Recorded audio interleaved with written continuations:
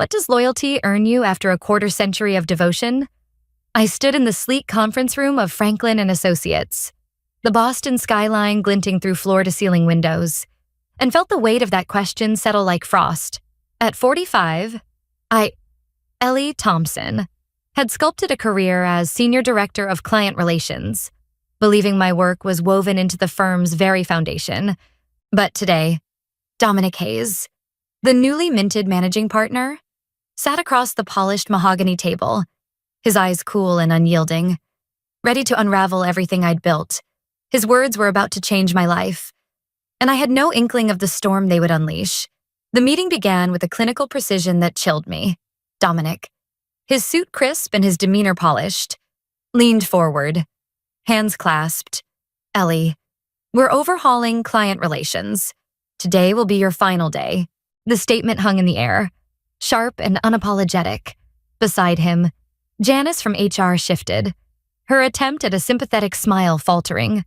My pulse quickened, but my voice emerged steady, honed by years of navigating high-stakes conversations. Was this Arthur's decision, I asked? Invoking Arthur Franklin, the founder who'd hired me 25 years ago. Dominic's jaw tightened, a flicker of unease betraying his composure. All partners were consulted. He replied, his vagueness deliberate. Arthur had been in London for weeks, spearheading our European expansion. I doubted he'd signed off on this. Dominic slid a manila folder toward me, its edges pristine against the table's gleam. This is a business decision, not personal, he said. The phrase rehearsed. The severance package includes 2 months' salary and benefits through the quarter. Janice nodded, her eyes fixed on the folder, avoiding mine. The restructuring affects multiple departments, she added, her tone aiming for reassurance but landing hollow. It's not about your performance. But how could it not be? I'd shaped client relations into the firm's cornerstone, managing accounts worth over $10 million annually. At 45, my salary reflected that expertise, but so did my results client retention rates that outpaced competitors. Was that the issue? A cost too high for Dominic's efficiency charts? I sat back, the leather chair creaking softly, and let the reality sink in.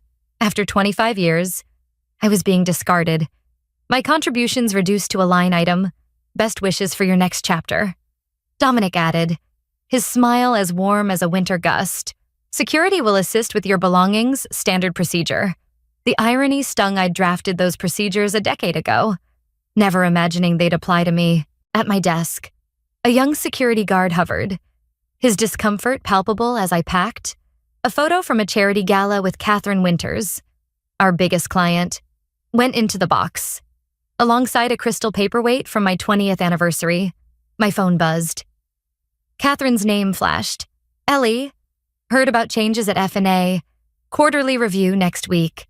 Call me. My gaze drifted to Dominic's glass-walled office, where he was already on the phone, likely spinning the narrative. He didn't grasp what he'd severed trust, built over decades, that couldn't be reassigned like a spreadsheet. As the elevator descended, the guard silent beside me, I felt the weight of 25 years' meetings, late nights, client triumphs slipping away, but a spark of clarity flickered. Franklin and Associates wasn't just a firm. It was a network of relationships I'd nurtured. Dominic's restructuring had cut me loose, but he'd underestimated the ripples. Catherine's message was the first wave. I stepped into the Boston chiller, box in hand, and sensed the tide turning. The firm thought they'd streamlined their future. They were about to learn what they'd lost. In 1998, Franklin and Associates was a scrappy outfit on half a floor of a Back Bay brownstone, with 17 clients and a founder brimming with vision, Arthur Franklin. Then 42, hired me, a 20-year-old fresh from college, because he saw hunger in my eyes. Business runs on numbers. Ellie, he told me over coffee, his British accent crisp. But relationships are its soul. That creed became my compass. While others chased billable hours or corner offices, I built trust, remembering clients' anniversaries, their children's graduations, and their strategic quirks. By my 20th anniversary, Arthur called me the architect of our success, crediting my work for transforming the firm into a $50 million consultancy. That was before the shift began. 2 years ago, external investors arrived, their sights on rapid growth. With them came Dominic Hayes, a Wharton grad with slick slides and a mantra of maximum value extraction. His arrival marked a fracture. Employee turnover spiked 40%. The open plan office buzzing with unease. I watched our client-first ethos erode, replaced by Dominic's obsession with performance metrics. In executive meetings, I flagged a 15% dip in client retention, urging a return to personalized service. Dominic's response was a curt dismissal. The market's evolving. Ellie, legacy processes are holding us back. Legacy. The word stung. A subtle jab at my 25 years of institutional knowledge. I should have seen the signs earlier.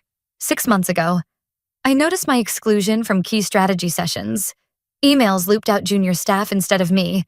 And Melissa Bennett, a brash newcomer, was assigned to accounts I'd managed for a decade. My portfolio, including Catherine Winter's $4 million account, drove 60% of our revenue, yet Dominic sidelined me. His efficiency models blind to the human element. Last week, I overheard him on a call, his voice low but cutting. Restructuring trims the legacy fat. Retirement plans like hers cost millions. The words landed like a blade. I wasn't nearing retirement. But to Dominic, my experience was a liability, not an asset. Back in 1998, Arthur's vision had been clear outshine competitors by prioritizing clients over profit margins. I'd embodied that, tailoring strategies to each client's needs, detailed reports for some, big picture summaries for others. My desk held relics of that era thank you notes, a framed photo from a client's merger celebration, but Dominic's regime valued dashboards over handshakes. As I sat in my apartment 3 days after my firing, those memories clashed with the present. My phone glowed with notifications, clients reaching out. Unaware of Dominic's misstep, I'd believed loyalty shielded me, that my $10 million portfolio was armor. I was wrong. But as I scanned another message from a client, I realized the firm's error ran deeper. They'd cut me. But the relationships I'd built weren't theirs to reassign. Arthur's words echoed. Relationships were the soul. Dominic had gambled on numbers. And I was about to see how poorly he'd calculated. 3 days after my unceremonious exit from Franklin and Associates, my Boston apartment felt like a command center under siege. My laptop glowed with job board tabs, each a reminder of the career I'd thought unassailable. While my phone buzzed with a cadence that refused to relent, notifications piled up LinkedIn connections, former colleagues' texts, and, most strikingly, clients. Catherine Douglas from Archer Pharmaceuticals sent a terse email. Ellie, is it true you're gone? We need to talk. Belinda at Summit Financial followed, her message laced with concern. Heard unsettling rumors. Call when you can. These weren't outreach efforts I'd initiated. I'd been too disciplined, too raw, to stir the pot. Yet the industry's grapevine was alive, and word of my dismissal was spreading like wildfire across Boston's tight-knit consulting circles. The landline's ring jolted me an anomaly in an era of smartphones. Arthur Franklin's name flashed on the caller ID, a name I hadn't expected so soon. Ellie, I just landed from London, he said, his voice taut with strain. This wasn't my call. I was blindsided. Relief flickered, but anger surged hotter. He hadn't authorized my firing, yet it had happened under his watch. Dominic said all partners agreed. I replied, my tone measured but pointed. Arthur's frustration crackled through the line. They waited until I was buried in EU regulations. The executive committee pushed it as an emergency to boost quarterly numbers. I let his words settle. The sting of my security escort still fresh. 25 years. Arthur and I got a 10-minute meeting and a guard. I said quietly. His silence was heavy, broken only by a firm, you deserved better. Let me fix this. Come back, Chief Client Officer. Reporting to me. The offer tempted, but Dominic's phrase, legacy fat, echoed. My effectiveness was already undermined in their eyes. Before I could respond, another client message pinged. Westridge Manufacturing's executive team wanted a call, their tone urgent. I glanced at my phone as Arthur continued, his voice faltering. Dominic reassigned your accounts to Melissa Bennett, including Winter's Healthcare. A dry laugh escaped me. Melissa's abrasive style had clashed spectacularly with Catherine Winter's last year, her blunt presentation alienating a client who valued nuance. Good luck, I muttered, knowing Catherine's loyalty ran deeper than contracts. Arthur's pause told me he sensed the misstep. But he pressed on. How are clients reacting, he asked. I sidestepped, unwilling to fuel his panic yet. They're reaching out, I said simply, letting the implication linger. A courier's knock interrupted my thoughts. The thick envelope bore Catherine Goldstein's name, Boston's premier headhunter. Her handwritten note was direct, Ellie. Words out about F&A. Firms are circling for your client base. Dinner tomorrow. The offers inside outlined roles with salaries dwarfing my old pay, a testament to my network's value. I set the letter down, my mind racing. Dominic's restructuring had assumed clients were tethered to the firm's brand. Not to me, but these messages 5 by noon, 11 by dusk proved otherwise. I hadn't contacted a single client, yet their loyalty was surfacing, unprompted, like a tide pulling away from Franklin's shore. That evening, Catherine Winters called, her voice sharp with efficiency. Ellie, tell me you haven't been let go. I poured coffee, steadying myself. It's true. Catherine, they're calling it restructuring. Her scoff was audible. Nonsense. Melissa Bennett emailed, claiming she's my new manager. She tried lecturing me on my business model last year. I chose my words carefully. Professionalism, my shield. The firm believes this serves their clients, I said, pausing. Catherine cut through. We've worked together for 12 years. Ellie, I'd rather follow you. Our contract ends in 60 days. Her trust, unyielding, was a lifeline. As I hung up, I realized the firm's calculus had failed. They'd severed me. But the relationships I'd cultivated were mine, and they were speaking louder than any severance package. The next evening, I sat across from Catherine Goldstein at a Back Bay restaurant, its amber lighting softening the weight of our conversation. She studied me over her glasses, her gaze sharp as she slid a folder across the table. 3 firms want you. Ellie, she said, her voice low but deliberate. 2 are crafting roles just for your client base. The proposals inside stunned me. Salaries nearly double my Franklin and Associates pay. One offering a $300 $1 signing bonus. They're not just buying your skills, Catherine explained, sipping her wine. They're investing in your connections. The irony was rich. The firm had deemed me too costly. Yet competitors saw my network as a goldmine. I kept my expression neutral. But a quiet thrill stirred. Dominic's cost-cutting had opened a door he hadn't anticipated. By noon the next day, industry blogs were buzzing with reports of Franklin and Associates' woes. Client dissatisfaction mounts as key accounts waver. One headline read, My former assistant, Thomas, texted updates Winters stormed out of a meeting. Archer's reviewing options. The firm was unraveling, and I hadn't lifted a finger. Arthur's call came as I skimmed Blackwell Consulting's proposal.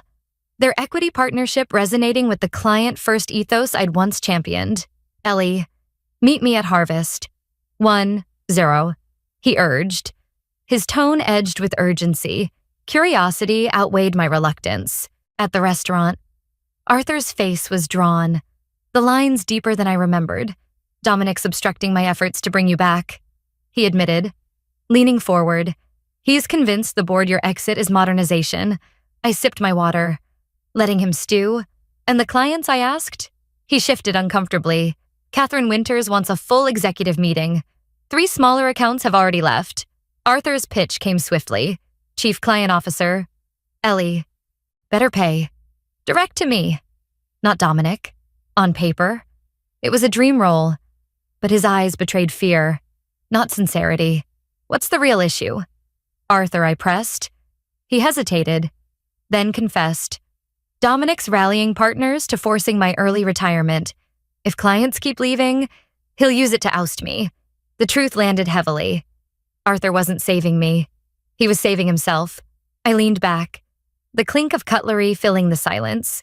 I'm sorry, Arthur, I said, my voice steady.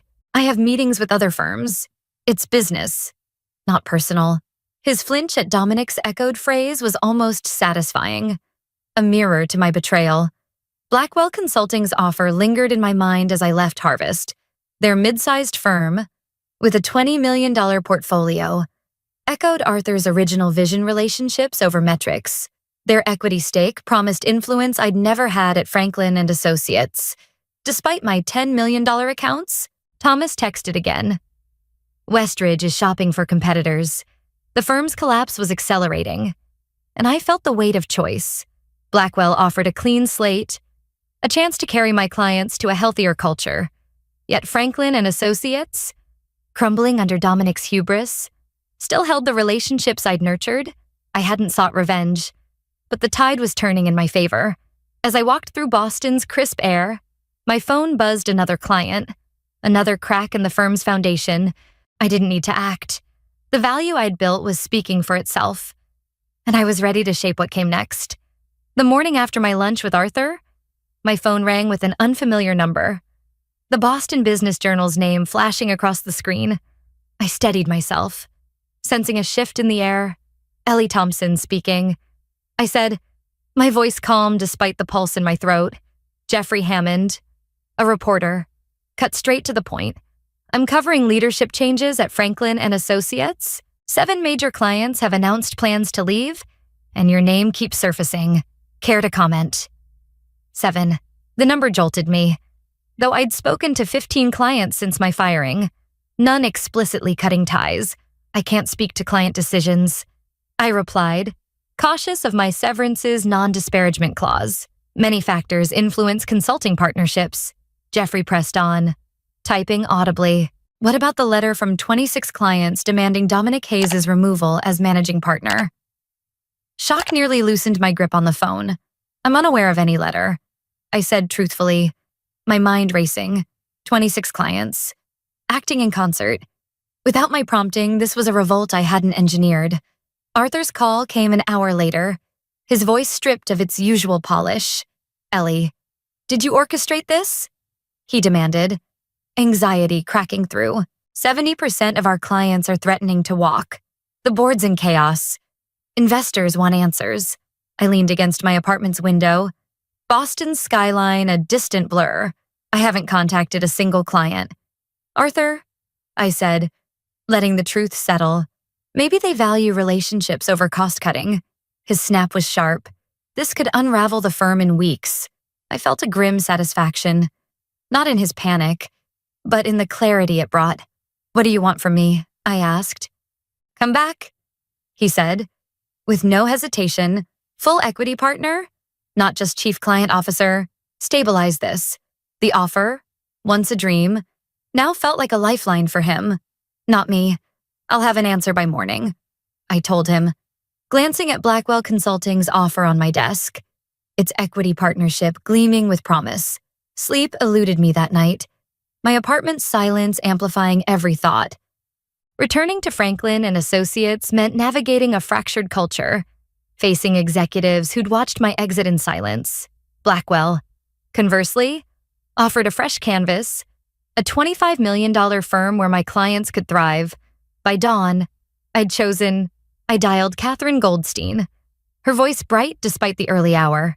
I'm taking Blackwell's offer, I said, adding a condition that drew her delighted laugh.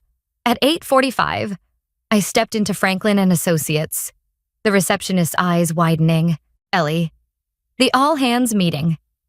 She stammered. Arthur's expecting me, I replied, striding toward the conference room, its glass walls brimming with tension. The room was a pressure cooker partners flown in from Chicago, New York, junior staff lining the walls. Arthur stood at the front, board members flanking him.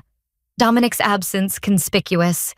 My entrance hushed the crowd, relief washing over Arthur's face. Thank you for coming, he began, voice strained. Client concerns have escalated post-staffing changes. His eyes met mine. I'm thrilled to announce Ellie Thompson's return as a full equity partner, leading our new client relations division. Whispers erupted, but Arthur pressed on. The board has also dismissed Dominic Hayes, effective immediately, for misaligning with our client-focused values. The room crackled shock, relief, anticipation. I stepped forward, Thomas's subtle thumbs up steadying me. Thank you, Arthur, I said, pausing as eyes locked on me. I'm grateful for the offer, but I won't be returning. Arthur's face froze. Executives exchanging uneasy glances. I've joined Blackwell Consulting, which, with Horizon Capital, has acquired controlling shares of Franklin and Associates. The room exploded in chatter. Arthur's shock palpable. Transitions begin next week. I continued, voice steady. Blackwell values your client trust and expertise. No layoffs are planned unless efficiency demands it. Arthur approached, voice taut. Ellie, what is this? I met his gaze. It's business. Arthur, Horizon saw an opportunity in your client disruptions. I didn't create this. You did. I exited. My phone buzzing with Catherine Winter's message. Heard. Dinner to discuss Winter's Healthcare's future with Blackwell. The elevator doors closed. And I exhaled. The firm's fate was sealed. Not by my hand, but by their own. 6 months later, Blackwell Franklin Consulting hummed from 2 floors of a downtown Boston skyscraper. Its $60 million portfolio a testament to a seamless integration. I sat in my corner office, reviewing financials showing a 23% revenue surge. With 95% of clients staying through the transition, the 3 who'd wavered had returned, drawn by the stability I'd fostered. Arthur, now a shadow of his former self, had accepted a 3-year advisory role, our interactions coolly professional. His failure to champion me lingered, a quiet scar. Dominic, meanwhile, toiled at a $5 million firm, his name a footnote in Boston's consulting lore. Eclipsed by the chaos he'd ignited, former colleagues trickled in, some anxious, others suddenly effusive, claiming they'd opposed Dominic's cuts. I listened, redirecting them to work, retaining most for their talent, long overlooked. One afternoon, Arthur requested a meeting, his face etched with regret. You planned this, he accused, voice bitter. I slid a folder across the table, his advisory contract. No. Arthur, you forgot that relationships matter more than growth. Blackwell offered you a role, take it or walk. He stared at the paper, then at me. The weight of his choice is clear. It's yours now. He muttered, not mine. I corrected. I shape, not control. You once knew the difference. A soft knock announced Catherine Winters, her tailored suit as sharp as her smile. Impressive quarterly report, she said, settling into a chair. Boston's still buzzing about your elegant pivot. I smiled faintly. It was a market correction, not a coup. She chuckled. Call it what you will. Ellie, relationships are the currency here. Everything else is scaffolding. Her words echoed my truth.